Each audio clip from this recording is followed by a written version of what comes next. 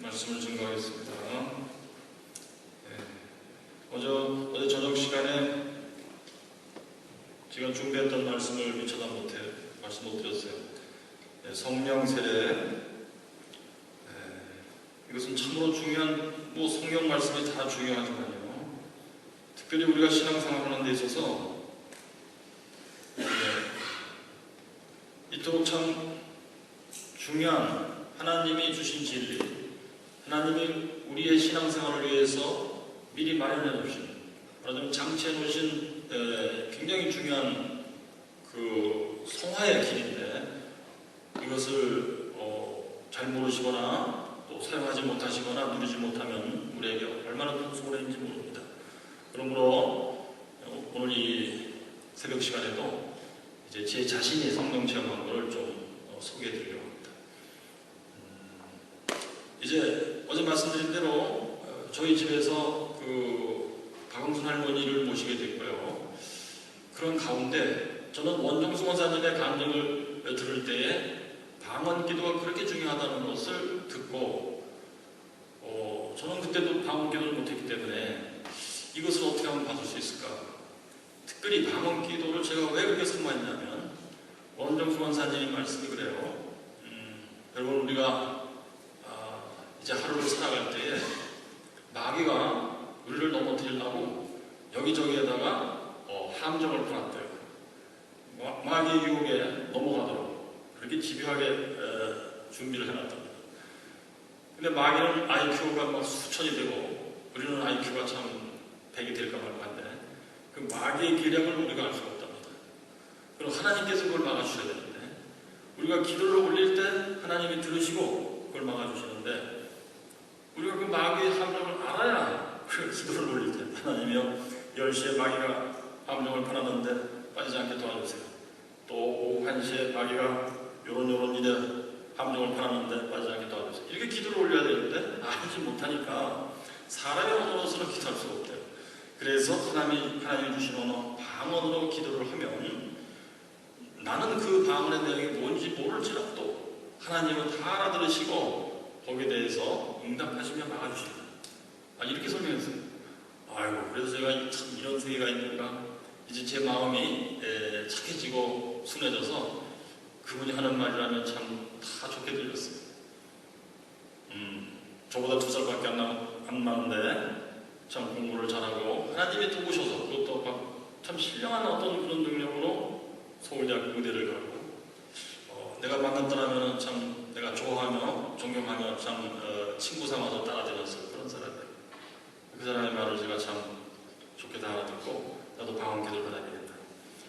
그런데 우리가 지금 박영순 할머니를 모시고 있고, 저희 집사람이 이제 이 할머니를 충대병원에 매일같이 모시고 다니면 싫어. 이렇게 착한 일을 하는데 하나님이 이걸 보시고 내가 방언 기도를 구할 때 얼마나 잘 주실까? 이 생각이 들었어요. 그래서 이때 구해야 되겠다. 근데 교회 가서 방언을 구하면 혹시 그때 방언이 임하면서 이 방언이 그치지 않을 수가 있다고 그러고요. 다른 사람들이 보고 놀래면 어떻게 할까? 걱정이 돼서 집에서 받아야 되겠다. 이제 집에서 이제 안방에서 기도하는데, 혹시 또 그때 방언이 임하면 그치지 않고 계속 막 덜덜덜 이러고 있는데 우리 집사람이 보고 놀래면 안 되겠다. 방사람을 모시고 병원 갔을 때 되겠다. 근데 돌아와서 그걸 보고 놀래면 안 되니까 안방에 들어가서 문을 잠그고, 그리고서 이제 그러니까 영적으로 아무것도 모르는 사람인데 오직 그냥 그걸 받고 싶은 마음밖에 없어요. 이게 참으로 중요합니다. 우리가 영적인 세계를 다 공부하고 알고 난 다음에 가는 게 아니고요. 그저 참 누가 얘기한 거 듣고 또 가르치는 거 듣고 그러면서 사모하는 마음부터 일어나게 돼 있어요. 근데 대개의 경우 방법을 다 알면서 가는 게 아니고 모르면서 가요. 근데 하나님께서는 보시면서 방법이 옳으냐 이거부터 보시는 게 아니고 그 마음에 아주 참으로 순수하고 그야말로 뭐랄까요, 어린아이 같은 그런 간절한 사모함, 이것을 제일 귀하게 보시더라고요. 그래서 이 간절히 사모하는 마음을 가지고 구하시면 하나님이 보시고 가장 좋을 때, 가장 기뻐하실 때 이루어 주시는 겁니다. 할렐루야. 그래서 이제 하나님, 저도 방언 기도하길 원합니다. 주여 방언을 주시옵소서. 그럼 주실 줄 알았어요. 그리고 가만히 있었어요. 주시겠지. 근데 아무 증세가 없어서 하나님 괜찮아요. 염려마시고 주세요. 괜찮아요. 그래서 제가 한번 해봤어요. 랄랄랄랄라 이런 게 아니라는데 그러면서 그게 이제 우리 방송 할머니가 이제 오실 때가 이제 한 3월 달쯤 됐었어요. 그래서 이제 3월 하고 이제 그분이 한 70년을 저희 집에 계시거든요. 그동안 제가 계속 그렇게 기도한 겁니다. 그래서 이제 어제 말씀드린 대로 저희 집사람도 기적같이 병이라고 방송 할머니도 기적같이 병이라고 했는데도 불구하고 저는 방언을 계속 못 받은 거예요. 그것이 더욱 저를 눌렀어요. 하나님이 이 두 사람에게는 역사하시기 분명한데 나한테는 왜 이 간단한 것 같은 방언을 안 주시나. 그래가지고 더욱 눌려갖고 누구한테 말도 못하겠고 아주 그냥 영혼이 저 밑으로 떨어져갖고 침체돼갖고 아주 괴로웠습니다. 이걸 누구한테 물어볼 수도 없었어요. 저는 신학대학 교수요 신학 박사인데 목사님한테 가서 저 방언이 뭐예요? 어떻게 봐요? 이렇게 물어볼 수도 없어요. 여러분 참 이게 중요합니다. 하나님께 뭘 구하는데 하나님이 금세금세 주시는 데도 있지만 대개의 경우는 바로 이런 식으로 아주 사람의 마음을 간절하게 만드십니다. 왜 그러는지 생각해 볼 때 말이죠. 어제도 말씀드렸잖아요. 쉽게 주시면은 귀한 줄 몰라서 그래요. 그래서 나도 애타게 만드시는 역사가 참으로 흔합니다. 그러므로 기도하시다가 뭘 하나님이 잘 안 주시면은 포기하지 마시고요. 오히려 하나님이 계속 주목하신다는 사실을 기억하시기를 바랍니다. 할렐루야. 그래서 이제 제가 그래도 하나님이 역사하시려면 이 마음에 끈기 있게 구하고 싶은 마음이 생겨요. 그래서 제가 끈기 있게 구했어요. 그래가지고서는 거의 10월달이 되도록까지 이제 구하는데 나중에는 제가 지쳐서 그야말로 포기하고 싶은 마음이 들어왔어요. 이때가 중요합니다. 포기하고 싶은 그때에 말하자면 제 속에 있는 제 자신의 힘이 다 빠져야 돼요. 보통 세상 말로는 속을 비운다 그렇게도 표현하는데요. 힘이 다 빠져서 오직 하나님만이 역사해 주시기를 바라는 마음이 생겨야 돼요. 왜? 하나님은 홀로 역사하시기를 원하시는 분이기 때문에 그래요. 홀로 역사하시며 홀로 왕으로서 다스리시며 홀로 영광을 받기를 원하시기 때문에 하나님 앞에 서 있는 내 속에 모든 힘이 다 빠지기를 기다리시는 거예요. 그래서 저는 그때 어떤 식으로 힘이 빠졌냐면 제 자존심을 다 하나님이 짓밟아 버리시는 거예요. 자존심. 저의 자존심이 뭐냐 하면요, 저는 신학을 공부한 사람이니까 이제 그 해 1월 달부터 목사님께서 저한테 주일날 11시 예배하기 전에 10시 반에 제가 여기 앞에 서갖고 로마서를 전교인들한테 가르치는 성경 공부를 인도하라. 제가 그걸 맡았어요. 그래가지고 주일마다 이제 로마서를 공부해서 여기서 가르치는데요. 저는 로마서를 상당히 열심히 읽었고 나름대로 자신이 있었고 이게 바로 교만이에요. 저의 자존심이에요. 근데 하나님이 그것을 지지밟으시는 방법이 어떻냐면요, 제가 여기서 가르치면 교인들이 전혀 은혜를 못 받으시는 거예요. 알아들으시는지 뭔지도 모르겠어요. 그래가지고 여기 앉아서 로마서 열심히 가르치면 교인들이 그냥 쳐다보시는데 어떻게 생각하면 그거 이미 다 아는데 왜 시끄럽게 떠드냐 이런 기분도 들고, 또는 아무리 가르쳐도 도무지 무슨 말인지 모르겠다 너 혼자 떠들어라 이런 기분도 들고요. 또는 아유 빨리 끝내라 귀찮아 죽겠다 이런 기분도 들고요. 이런 식이에요. 그래서는 이제 거기서 제가 1월 달부터 거의 10월 달까지 주일마다 하는데 나중에는 너무너무 참 힘들어서 도대체 내가 로마서 성경 공부 인도하는 게 도대체 어떻게 들리는가 다른 사람 귀에 녹음기를 샀어요. 제가 지금도 제가 녹음하고 있습니다만 그때 생긴 버릇이에요. 녹음해가지고 제가 집에 가서 들어봐도 제가 들어도 대전말로 개갈이 안 나요. 뭐 어떻겠시오. 그런 식으로 제 자존심을 지지밟아 버리시는 거예요. 그래도 혹시 우리 집사람은 어떻게 들었나? 여보 오늘 성경 공부 어땠어? 그러면 저희 집사람은 그때 이미 성령 세례를 받은 사람이라서 하나님의 말씀을 나누면 누가 전에도 뭔 참 귀절이락도 다 은혜가 돼갖고요. 여보 오늘 당신 성경 공부가 너무너무 은혜가 됐어 하면 심지어 하는 말이 여보 오늘 당신 얼굴이 모세처럼 빛났어. 그래서 제가 자살을 안 했어요. 여러분, 자존심이라는 거. 내가 독일 가서 8년 동안 고생하고 신학 박사를 받고 와가지고 성경을 참 이렇게 잘하는 사람이 가르쳐도 이분들이 이렇게 못 알아듣고 그러다니. 근데 여러분, 강의는 말이죠, 강의하다가 학생들이 못 알아들으면 은근히 기분 좋아요. 왜냐하면 이거 굉장히 어려운 거거든요. 그래서 나도 이거 굉장히 고생해가지고 배운 건데, 강의하는데 애들이 금세 알아듣고, 교수님 알아들었어요, 이제 시험 봅시다, 이러면 기분 좋겠어요? 못 알아들어야죠.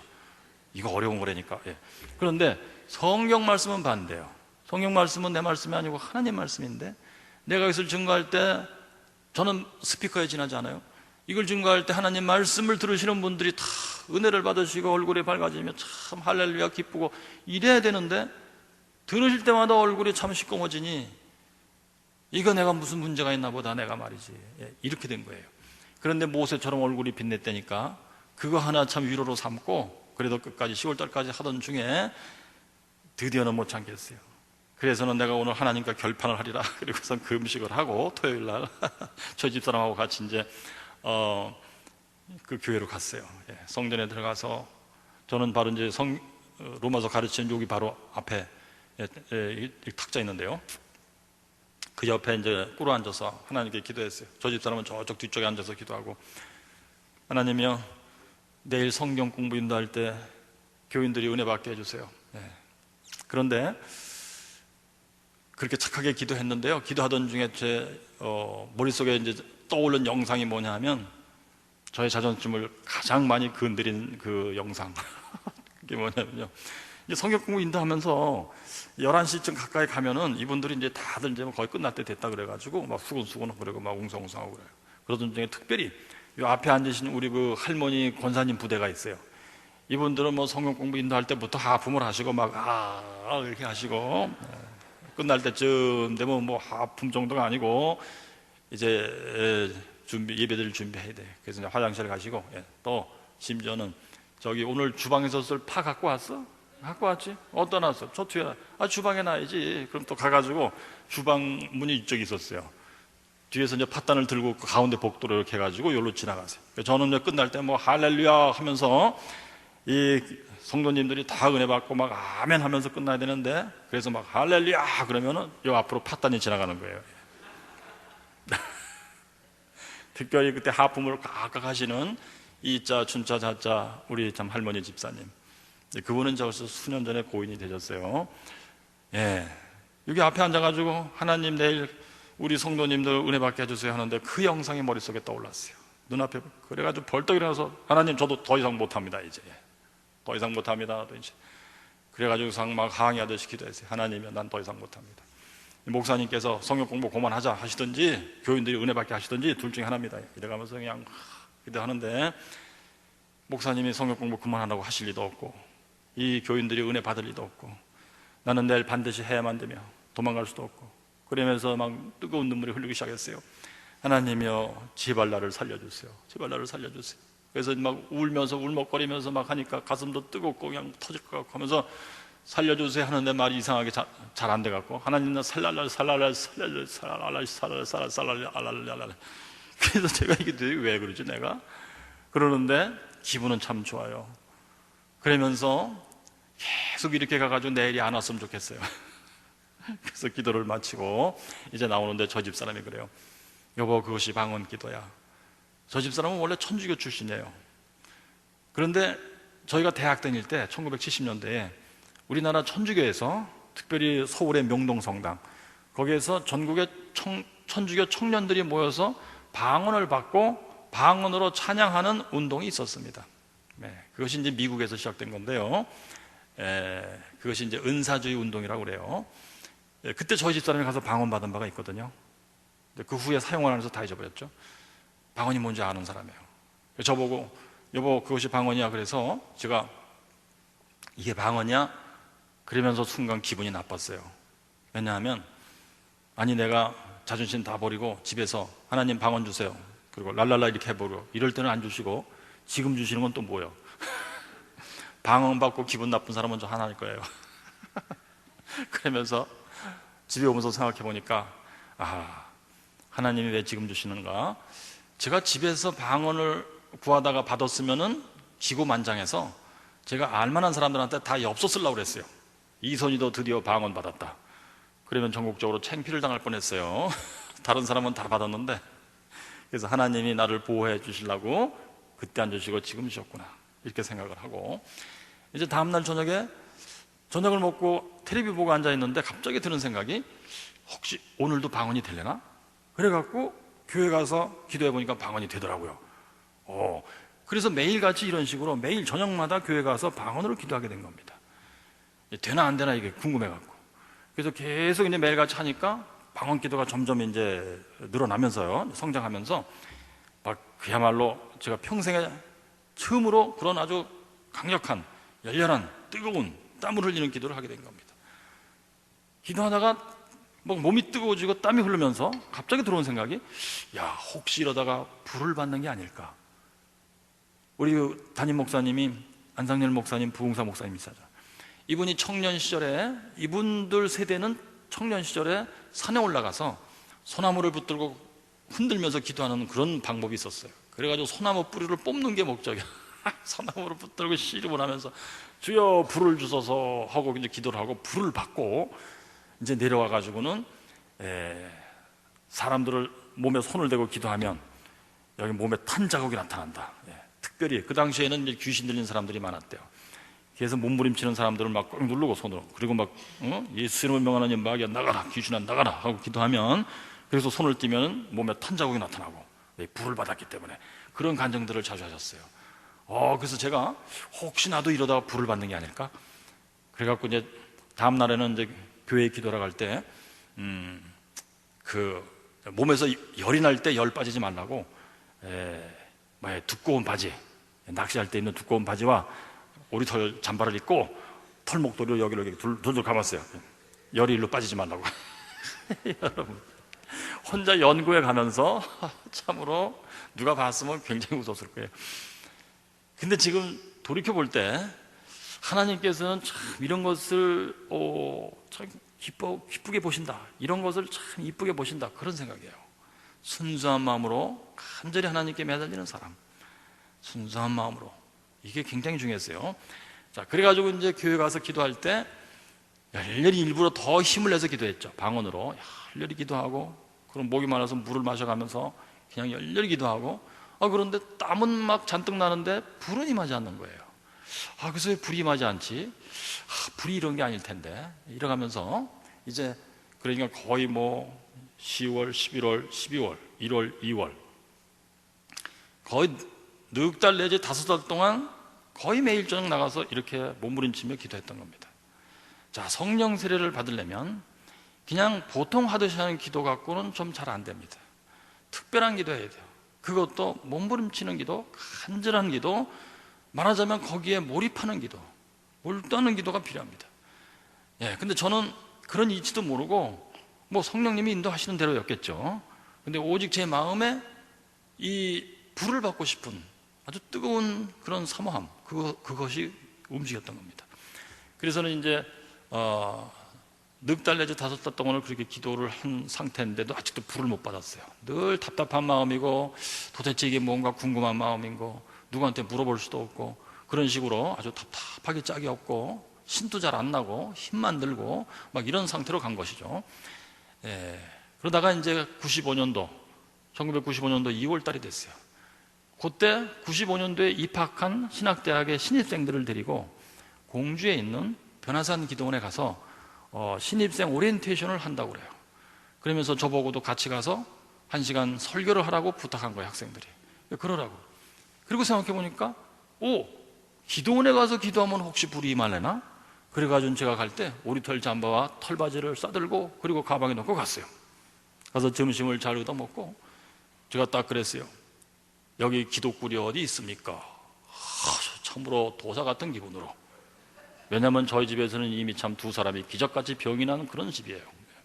그리고 나는 방언을 받기 위해서 벌써 참 거의 10달 동안을 고생을 하다 방언을 받은 사람이요, 이제 불을 받기 위해서 기도했던 사람이에요. 그리고 토요일마다 금식 기도하는 사람이에요. 그래가지고 여기 기도굴이 어디 있습니까? 그랬더니 원장님께서 여기 저 식당 뒤에 있습니다. 거기 기도굴이 딸에 없어요. 그래가지고 이제 본당으로 올라가는 계단이 이렇게 있고요. 이제 그 밑에 이제 식당이 이렇게 있는데 그 식당 그 뒤편에 창고가 있어요. 그 창고를 다 치워놓으셨는데 깨끗하게 거기 가서 기도하시라.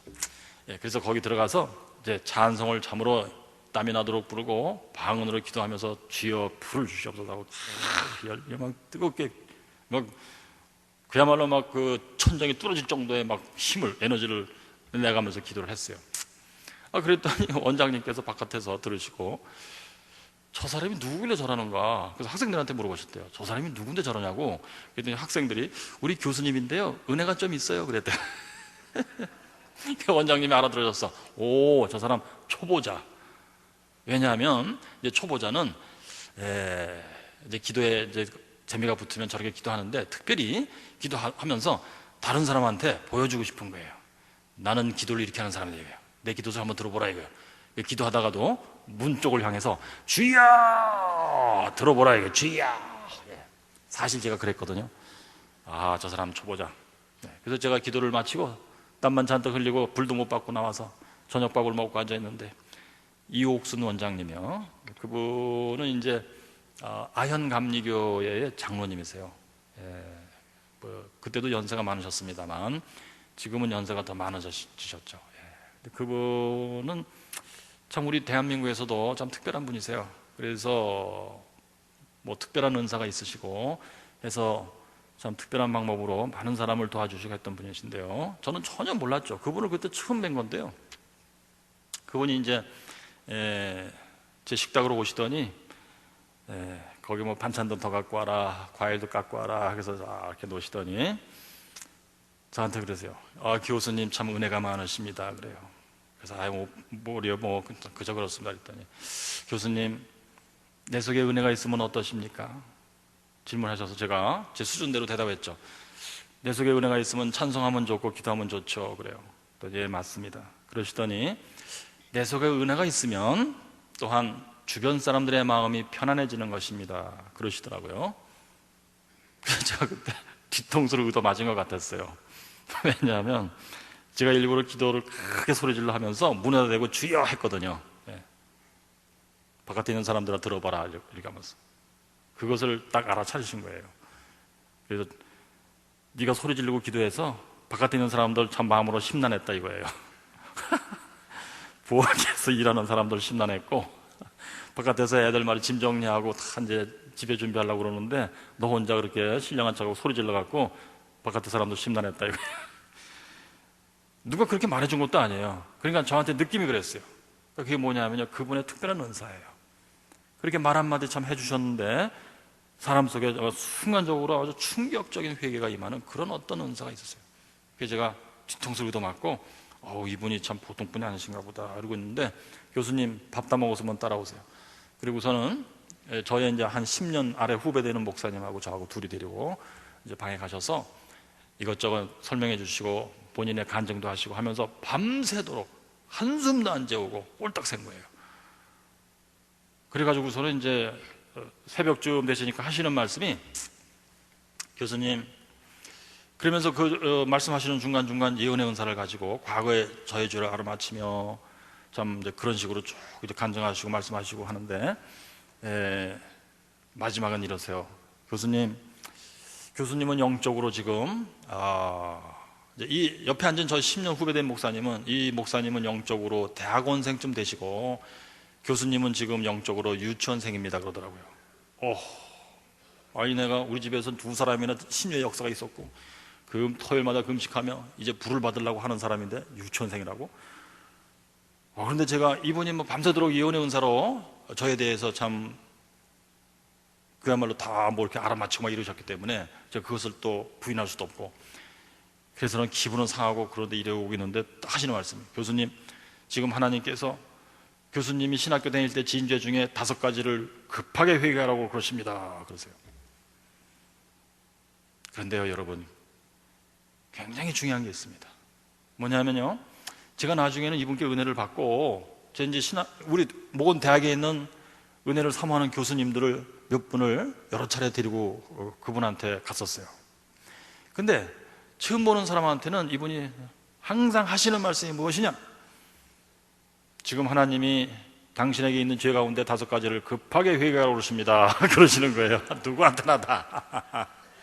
그러나 그 말씀을 듣고 충격을 받는 사람들은 큰 은혜를 입었고, 그 말을 듣고 뭐 그런가 보다 한 사람은 전혀 은혜를 못 받았습니다. 그 가운데 그렇게 은혜를 받은 우리 교수님 중에 한 분이 수학과 교수님이 계셨는데, 그분이 너무 큰 은혜를 받고 5가지를 급하게 회개합니다 하면서 생각나가지고 말씀드리고 회개하고 그렇게 하고 이제 그날 저녁에 집에 갔어요. 이 수학과 교수님이. 그랬더니 원장님이 거기 이제 기도원에 있는 어떤 사람을 시켜서 지금 빨리 그 마트에 가서 커피 메이커 있잖아요. 커피 이렇게 넣고서는 물 넣고 끓여서 커피 내리는 기계, 커피 메이커. 그것을 하나 사가지고 그 교수님 댁에 가서 전해드려라 그랬어요. 그래서 그 사람이 시키는 대로 가서 커피 메이커를 사서 교수님 댁에 갔어요. 이 교수님이 방금 당도했는데 또 기도원에서 사람이 와서 그걸 전해주니까 이거 뭐래요? 그랬더니 이거 원장님이 전달해 드리라고 해서 갖고 왔어요. 그 왜요? 저도 이유를 모르겠어요. 그러냐고. 그래서 받아갖고 펴보니까 커피 메이커. 그걸 뜯어서 보는 순간 이 교수님이 막 크게 회개하고 뜨거운 눈물을 흘리면서 회개를 하게 됐어요. 왜냐하면 이분이 미국서 유학할 때 누가 쓰던 커피 메이커를 물려받아갖고 그것을 참 몇 년 동안 쓰고 뭐 거의 다 낡았죠. 막 지저분하고. 그것을 또 한국까지 갖고 와서 지금도 그걸 사용하고 있는 거예요. 부인께서 제발 좀 이것 좀 버리자고 그랬더니 이 교수님은 나의 인생과는 그런 게 아니다. 쓸만하면 끝까지 써야지 하면서 스스로 착한 척하고 스스로 건전하고 착한 척하고 그렇게 살았던 거예요. 근데 부인께서는 아주 진력을 내고 제발 이것 좀 버리자고 했는데 끝까지 고집 부리고 아니다 말이지. 쓸만한 거 써야 된다. 이랬던 자기 자신을 발견하게 된 거예요. 뒤늦게. 내가 참으로 옳은 사람이요 착한 사람이요 근사한 사람인 줄 알았더니 나는 참으로 한없이 누추한 사람이구나. 하나님도 모르고 옆에 사람의 마음도 모르고 심지어 우리 집사람의 마음까지 나는 전혀 모르고 오직 나 하나만 알고 살았구나 하면서 크게 회개한 거예요. 그리고서는 이분이 드디어는 한 그 후 1년 2년 후에 수학과 교수를 관두고 미국으로 유학 가서 신학을 공부하고 지금 미국에서 목회하고 계십니다. 여러분, 하나님의 역사는 참으로 묘합니다. 그래서 이제 저한테도 그분이 5가지를 급하게 회개하라고 그래서 그 5가지가 뭔가요? 알려주시면 제가 회개하겠습니다. 그랬더니 하시는 말씀이 눈으로 진 죄, 입으로 진 죄, 손으로 진 죄, 발로 진 죄 막 이러시더라고요. 그래서 아니 구체적으로 알려주세요. 그랬더니 가서 하나님께 기도하면 하나님이 알려주실 테니까 기도하시라고요. 그래서 시간을 보니까 새벽 기도 시간이에요. 그래서 그 옆에 있는 목사님 따라가서 이제 그 교회 가서 바로 옆에 있는 교회니까요. 새벽 기도를 하고 마치고 저는 다시 기도굴로 올라왔어요. 하나님이 5가지를 알려주시겠지. 그래가지고 그리고서는 그러니까 보통 한 6시부터 기도를 시작해서 아침밥 먹을 때 한 8시쯤이요 한 2시간 정도를 기도를 했는데 저의 복장은 여전히 오리털 잠바, 털목도리 둘둘 감은 거예요. 왜요? 혹시 그렇게 하다가 불이 말지 모른다는 그런 기대감 때문에. 이게 중요합니다. 이 불에 미쳐야 돼요. 이 불, 저는 그 당시에 성령세례라는 용어를 몰랐어요.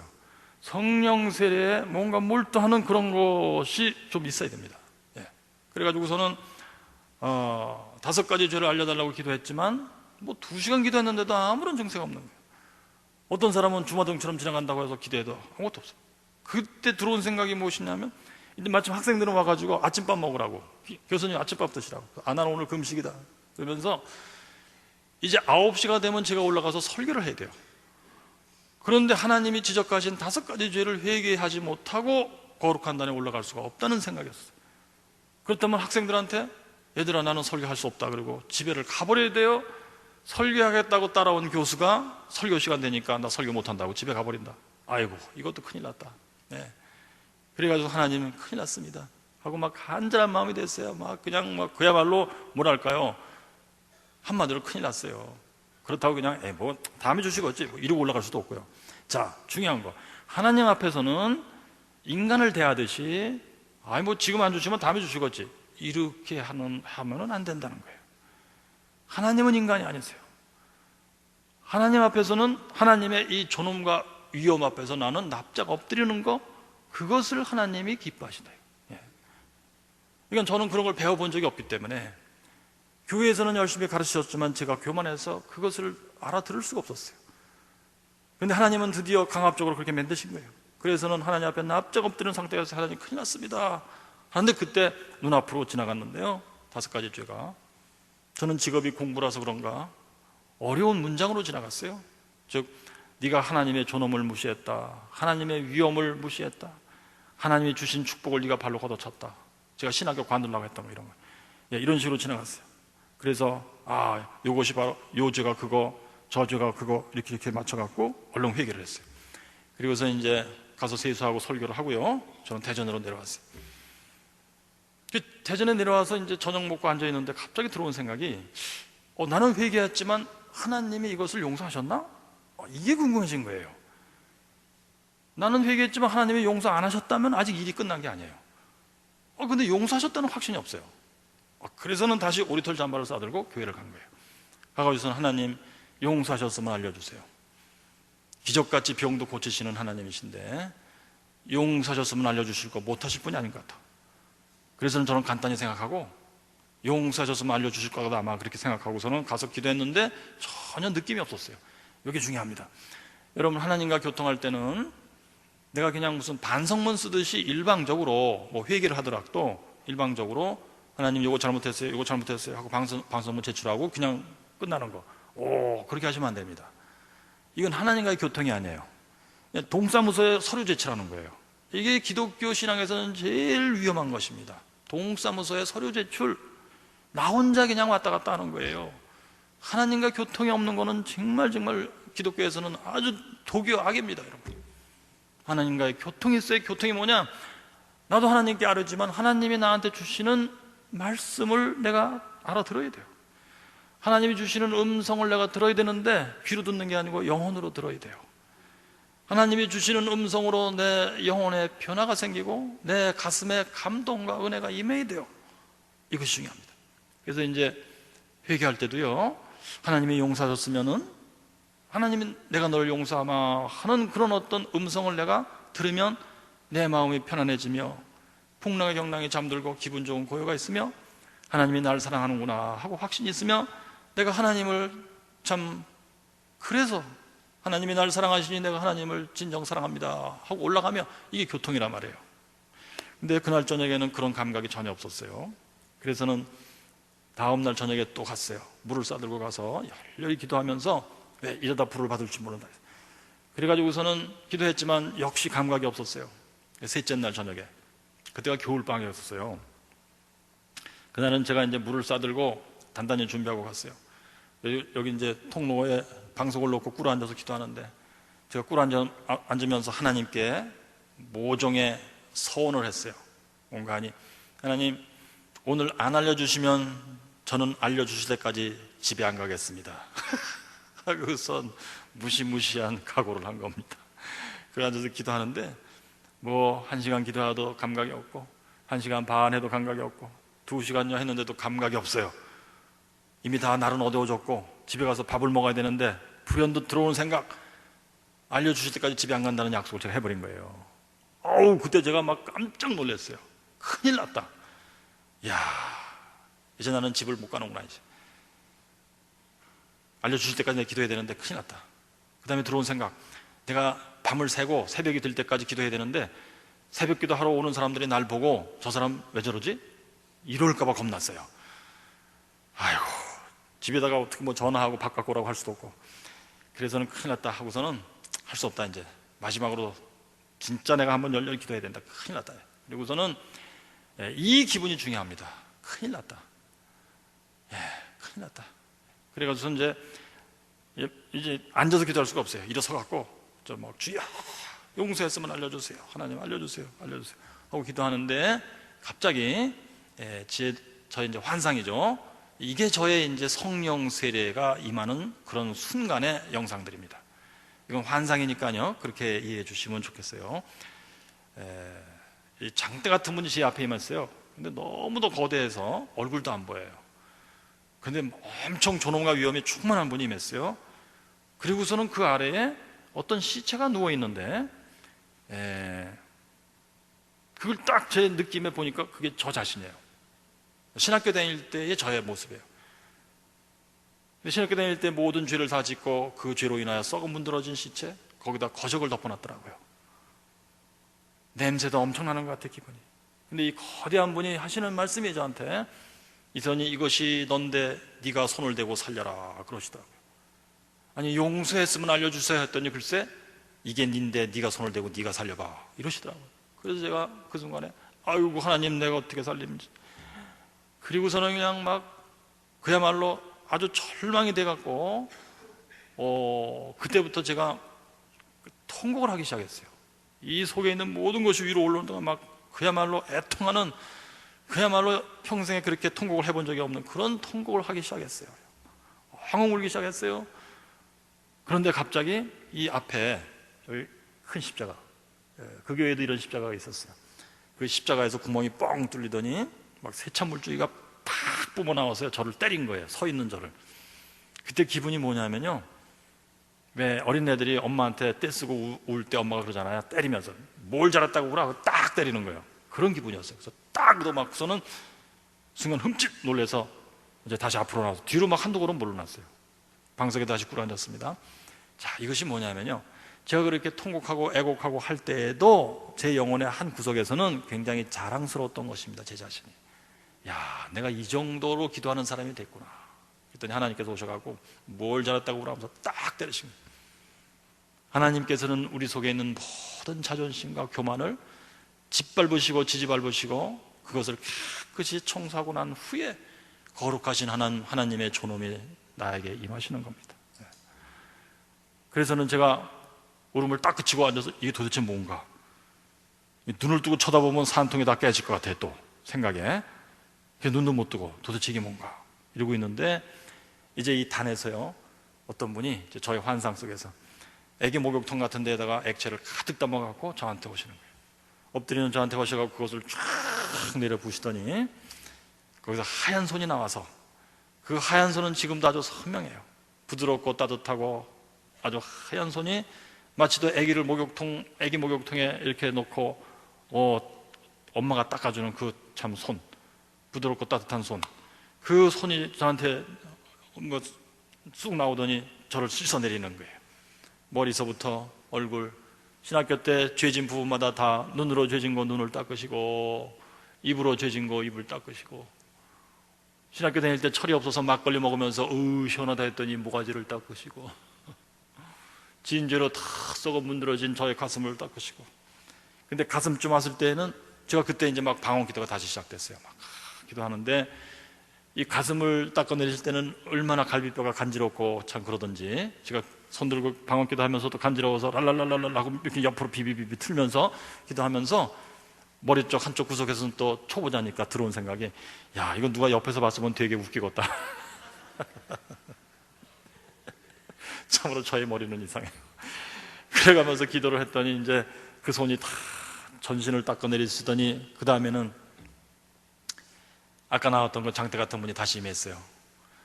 그런 가운데 제가 하얗게 씻겨갖고 두 손을 들면서 그분을 향해서 막 감사와 찬양의 기도를 올리고 있더라고요, 방언으로. 그런데 그 예배당에 그렇게 이제 해가지고 깜깜해서 막 깜깜했는데, 그 순간에는 막 예배당에 성전이 환하게 불이 켜져 있는데요, 제가 그래서 일부러 눈을 갖고 쳐다봤어요, 천정을. 도대체 뭐가 있어서 이렇게 환한가 봤더니 백열등이 아니고 형광등이에요, 색깔이. 그때 느낌, 이거 형광등이구나. 막 하얗게 다 켜있어요. 그게 아마 영적인 빛인가 봐요. 하나님의 영광인 것 같아요. 그리고 제 앞에 장대같이 임했던 그분이 바로 예수님인 것 같아요. 그리고 그 나와서 닦아, 그 액체가 아마 예수님의 피가 아닐까? 그 손이 예수님의 손인 것 같아요. 그래서 하얗게 씻겨가지고 제가 막 감사해가지고 찬양을 올리면서 이제 기도가 끝났어요. 그 눈을 떴는데 보니까 제가 땀에 흠뻑 젖었어요. 우리들 잠바 입고 털목들을 둘도 감고선 그랬으니 막 흠뻑 젖었어요. 그러면서 들어온 생각이, 야, 하나님이 용서하셨으면 알려주세요 했더니 이런 식으로까지 알려주셔? 그런데 순간 생각이, 나는 이런 걸 받을 만한 신분이 못 되는데 분수에 너무 넘친다. 그래갖고 혹시 하나님이 갑자기 마셔갖고 내가 잘못 줬어, 다른 사람 줄 걸 너한테 줬어, 취소 이러실까봐 겁나갖고 얼른 짐을 싸들고 막 집으로 도망 나왔어요. 하나님이 취소하실까봐. 그래갖고 겨울에 2월 달에 막 찬바람이 부는데요, 집을 향해서 막 가는데 찬바람이 부는데도 그 땀이 식으면서 찬바람이 부는데도 전혀 추운 줄을 모르겠고 몸이 막 후끈거리고, 그 다음에 하나님이 나를 이토록 사랑하시는구나 하면서 그 하나님 사랑 때문에 가슴이 뻐개질도록 충만하여 진짜 가슴뼈가 아프더라고요. 그래서는 막 집에 가는데 발이 땅에 닿는 것 같지 않아요. 집에 와서 저 집사람한테 그 간증을 해줬더니 눈이 동그라져요. 여러분, 이것이 저의 성령 세례였어요. 성령 세례라고 하는 것은 어저께도 잠깐 말씀드렸습니다만 본격적으로 받는 그 순간은 굉장히 짧아요. 저는 초보자였기 때문에 말하자면 5초 내지 10초예요. 장대 같은 분이 임하고 십자가에서 막 세찬 물줄기가 뿜어 나오고 또 액체 같은 걸 들고 나서 막 들이붓고, 제가 막 거기서 저 시체 같은 저를 보고 막 통곡하고, 이런 것들 다 합쳐봐야 10초, 20초 그 정도가 아니었을까, 그런 느낌이 들어요. 통하는 통곡을 했을 때 제가 오랫동안 한 게 아니고 그야말로 5초, 10초 동안 막 그야말로 끌어오르는 통곡을 했던 거예요. 5초, 10초. 이런 식으로 해서 짧은 시간 동안에 사도행전 2장 33절에 있는 것처럼 하나님 우편에 계신 예수님이 아버지의 허락을 받아갖고 저한테 성령을 물 붓듯이 확 부으시는 순간입니다. 그것이 성령이 있는 말씀 그대로예요.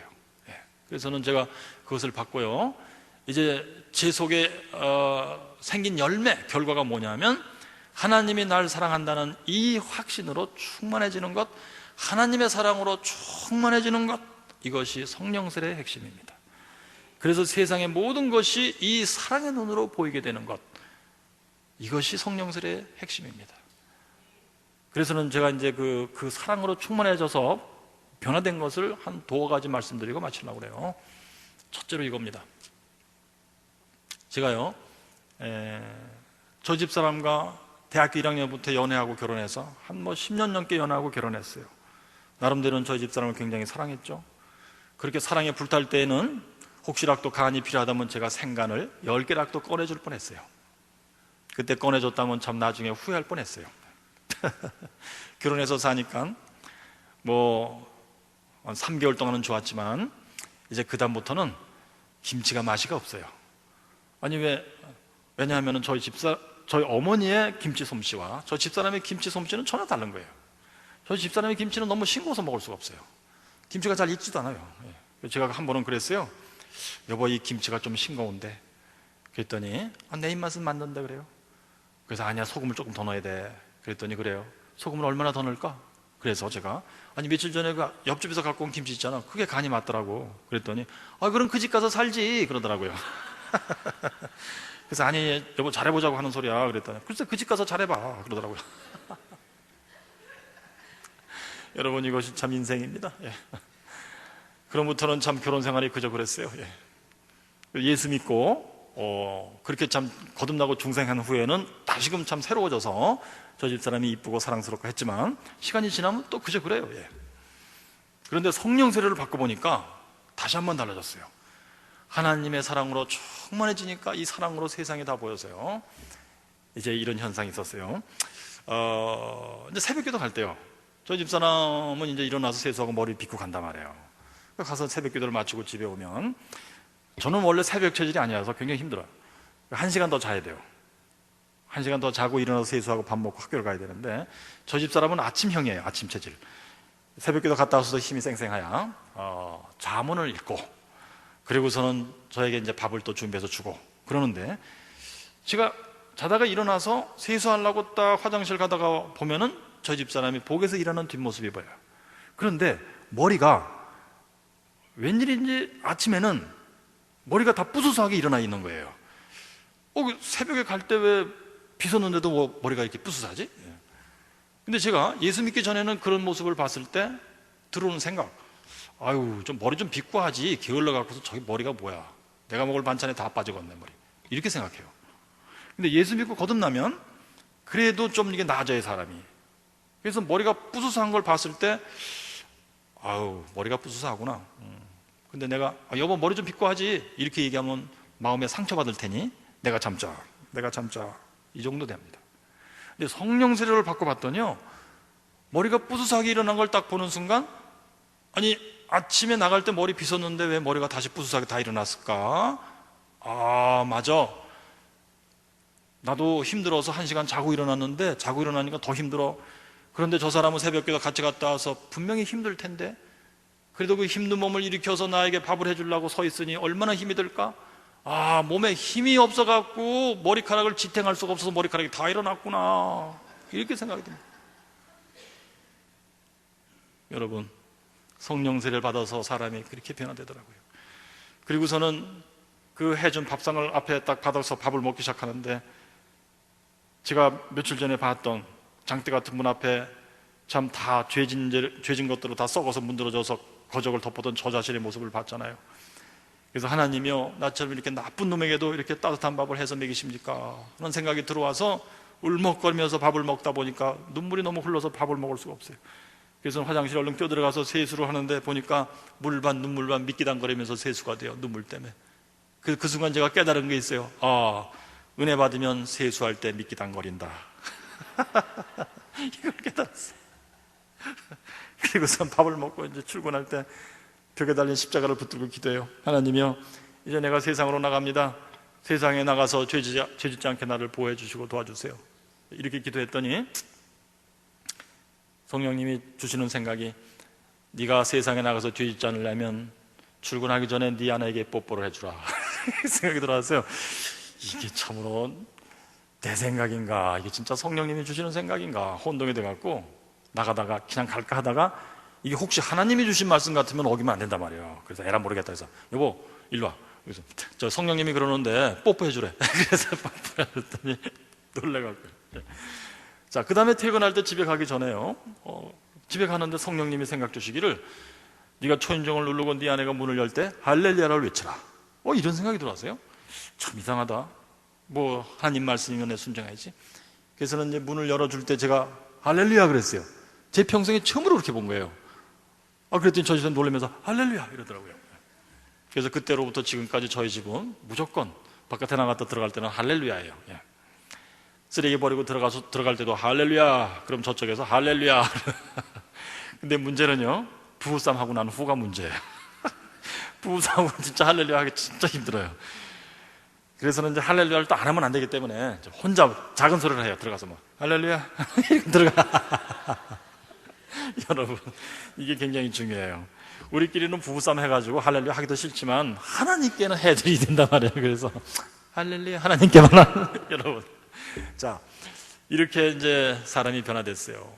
그리고선 퇴근해서 들어갔는데 이제 보니까 그런 일 많잖아요. 아침에 남편들이 출근할 때 양말 벗어서 이렇게 놓고 수건 꺼내놓고 이제 놓고선 얼른 막 급하게 나간단 말이에요.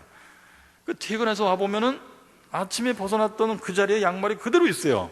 1mm도 안 움직여 그대로 있어요.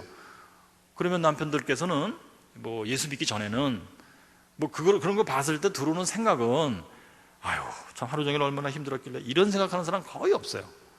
오로지 자기 위주로 생각하기 때문에 나는 세상에서 죽다 살아왔는데 너는 집에서 디비저 잤구나, 이런 생각이 들어요. 그래서는 소리 질러요. 여보 이것 좀 빨리 갖다 치우라고. 근데 예수 믿고 나면, 거듭나면 그래도 사람이 달라져서 이걸 봤을 때, 아유 또 그대로 있구나. 그래서 짚고 내가 갖다 빨래통에 넣어야지. 그 짚고선 빨래통에 가면서 교회에서 또 배운 대로 하루에 I love you 여보 사랑해를 10번씩 말해라. 그래서 이거 들고 가면서 복에서 일하는 부인한테 여보 I love you 사랑해 보여주면서 가요. 그럼 부인께서는 아유 나를 잡아먹어라 이놈아. 우리가 예수 믿고 난 후에도 시간이 흐르면 이렇게 됩니다. 근데 성령 세례를 받고 보니까 모든 것이 다 사랑으로 보여서 그것이 보여요. 양말이 그대로 있어요. 그때 들어온 생각, 딱 들어온 생각, 오, 당신이 하루 종일 집을 지키고 있었기 때문에 어떤 의미 와서 이것을 안 집어갔구나.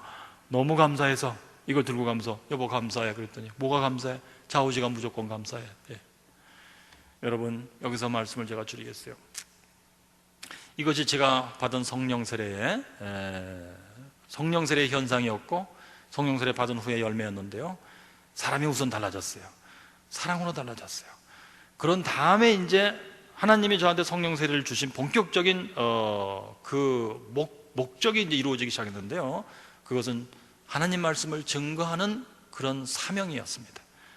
그걸 받은 그 해 95년도에 그걸 받고 난 후에 이제 여기저기 교회에서 저를 불러서 첫 번째 부른 교회가 대전에 있는 산성감리교회 와서 로마서를 가지고 8주 동안, 그러니까 오후 예배 때 8주 동안 로마서 강해를 하라는 그런 부탁이 들어왔어요.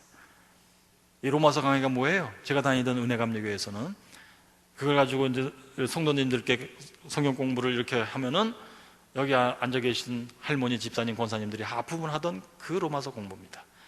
그걸 가지고 가서 8주 동안 했는데 그 가운데 어떤 사람이 그걸 듣고 거듭나는 역사를 체험하고 막 그런 일들이 일어났어요. 성령 세례를 받으면 이제 하나님께서 성령님의 역사하시는 일들이 시작됩니다. 할렐루야. 그리고선 95년 1년 동안 간증하고 95년 1월 달부터 제가 부흥사가 된 겁니다. 여러분, 성령 세례를 하나님이 주실 때에는 이런 신령한 목적이 있으세요. 하나님이 만세전에 우리를 위해서 계획하셨던 일들을 이루시는데 우리에겐 능력이 없어요. 이런 능력을 하나님이 주시면서 맡기신 일을 하나님이 손수 시행하며 나가시는 거예요. 할렐루야. 그러니 여러분, 성령 세례를 꼭 좀 받으시기 부탁드립니다. 성령 세례를 받으면은 내 자신의 인생이 가벼워집니다. 하나님의 사랑이 확신이 되고 하나님이 주시는 인생의 위로가 내 영혼에 충만해집니다. 인생이 가벼워지고 행복해지기 시작해요. 그 다음에 가정이 평안해지고 행복해지기 시작합니다. 그 다음에 하나님이 맡기신 영적인 사명을 감당할 수 있게 됩니다. 할렐루야. 여러분, 성령 세례를 꼭 좀 받으시기를 예수님 이름으로 축복합니다. 아멘. 기도하겠습니다. 하나님 아버지요,